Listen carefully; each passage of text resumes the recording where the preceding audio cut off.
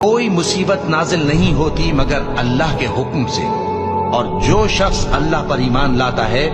وہ اس کے دل کو ہدایت دیتا ہے، اور اللہ ہر چیز سے باخبر ہے۔ اور اللہ کی اطاعت کرو اور اس کے رسول کی اطاعت کرو، بس اگر تم منہ پھیر لوگے تو ہمارے پیغمبر کے ذمے تو صرف پیغام کا کھول کھول کر پہنچا دینا ہے۔ اللہ جو معبود برحق ہے، اس کے سوا کوئی عبادت کے لائق نہیں، تو مومنوں کو چاہیے کہ اللہ ہی پر بھروسہ رکھیں۔ مومنوں، تمہاری بیویوں اور اولاد میں سے بعض تمہارے دشمن بھی ہیں، سو ان سے بچتے رہو، اور اگر معاف کر دو اور درگزر کرو اور بخش دو تو اللہ بھی بخشنے والا ہے، مہربان ہے۔ تمہارا مال اور تمہاری اولاد تو آزمائش ہے، اور اللہ کے ہاں بڑا اجر ہے، سو جہاں تک ہو سکے اللہ سے ڈرو اور اس کے احکام کو سنو اور اس کے فرمانبردار رہو اور اس کی راہ میں خرچ کرو، یہ تمہارے حق